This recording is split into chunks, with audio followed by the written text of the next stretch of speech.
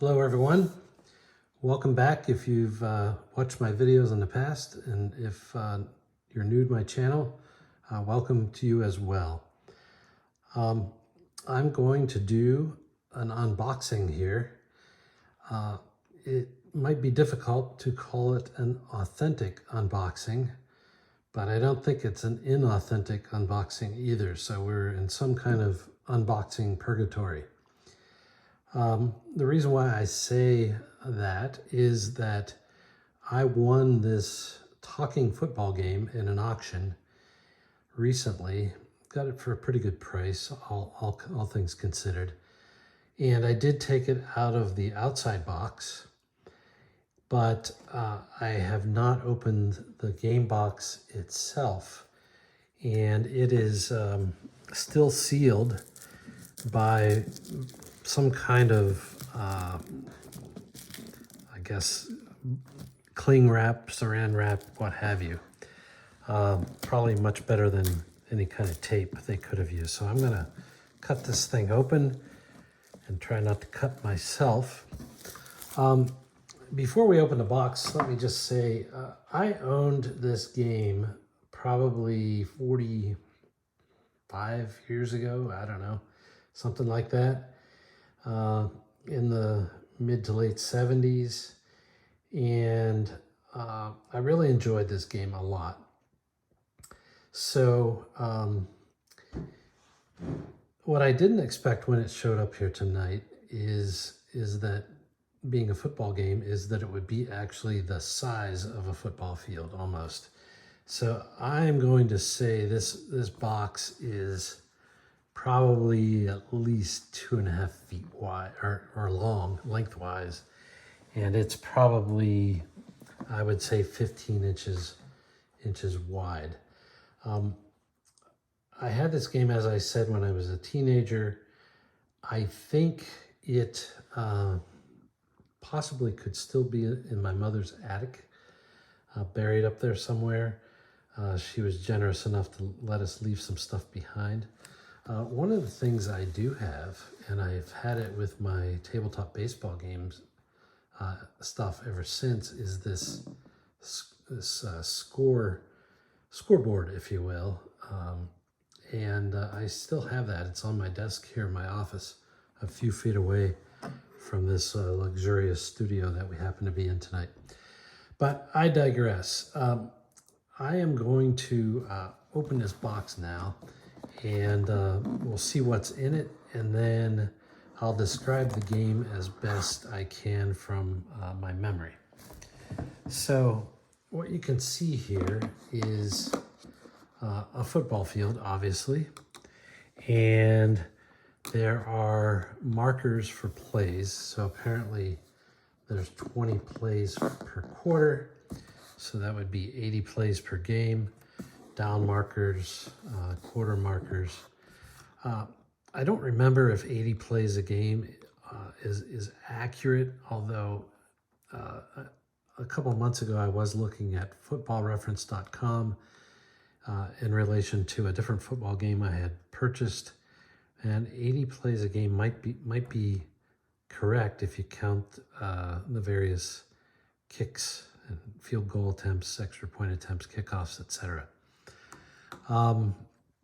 The way this game is played, it's quite clever actually, is that you had this record player, I guess you could call it, and you had these small vinyl records. And so on one side, you would have, well, on either side, I guess, I don't know, maybe I picked the wrong one. Here, let's pick one of these, because this is, I remember how this works. Is on one side, you had 6 different offensive plays, and I'll read them because I know you can't see them, but there's blitz, outside run, inside run, prevent, long pass, and short pass. And to be honest, actually, those are the defensive things, not the offensive things. The offensive things every disc represents one different offensive play. So this particular disc, if you can read it, there's a quarterback option. So what would happen, and I might not have this exactly right, but what would happen is the offense would pick a play. The defense wouldn't know what play is being picked.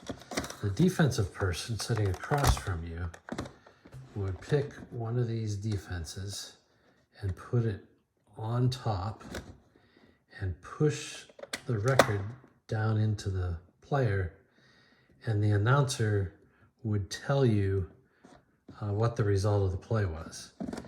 And then if you didn't hear it correctly, you could press this button for replay, and if you were done, this says reject, which I think means eject, and the thing would pop back out. And so there are quite a number of discs here. The cover of the box that we just looked at said there are 96 different plays. So I guess if I was good at math, I could take some of these discs and count them and multiply them by 6 and come up with 96. Although I don't remember exactly how this works, but one side of this disc is penalty, one side is a fumble, one side is interception, and one side is a kick.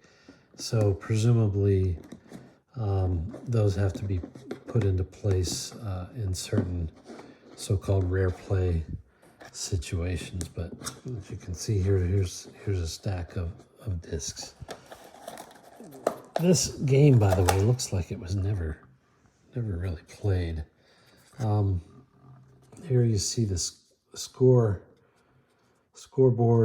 that I mentioned previously. It's already set up for the Steelers versus the Jets. And in some alternate universe, it shows that the Jets have scored 95 points and the Steelers have scored 86. Obviously, that's just random.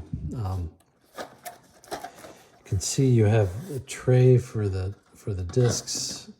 There's more discs, and the offense would just lay the trays here. Here's a punt disc, draw play, etc. Had your yard marker, which slid, I think, along the field, back and forth in some fashion.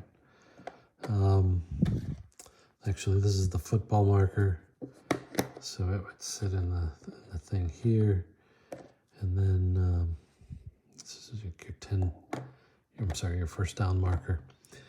Goalposts, obligatory goalposts, right in the middle of the end zone.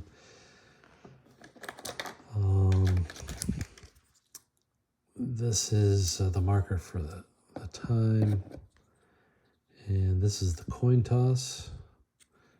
Coin, kind of cool. This is the down marker, so it kind of goes over here, etc., etc. And this is, I guess, the quarter marker. I don't know. So,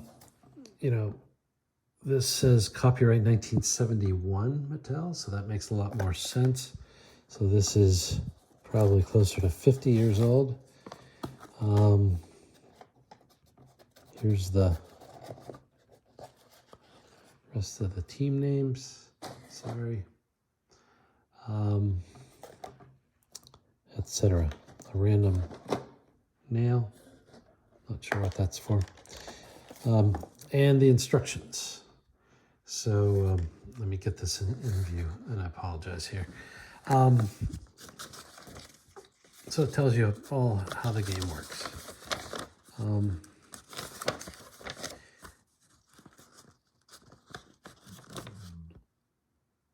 Can't try a field goal for more than 30 yards. So the Super Bowl Rules from yesterday don't apply.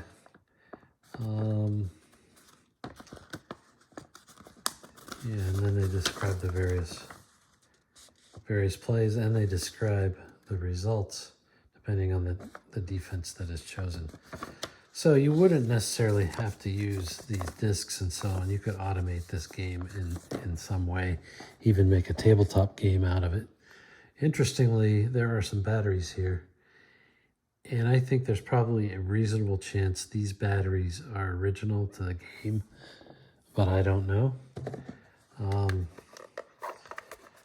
But I intended to actually grab a battery before I started this video, and apologies that I didn't, but I'm going to try to put one of these batteries in here, which is proving to be challenging for me. I apologize for that.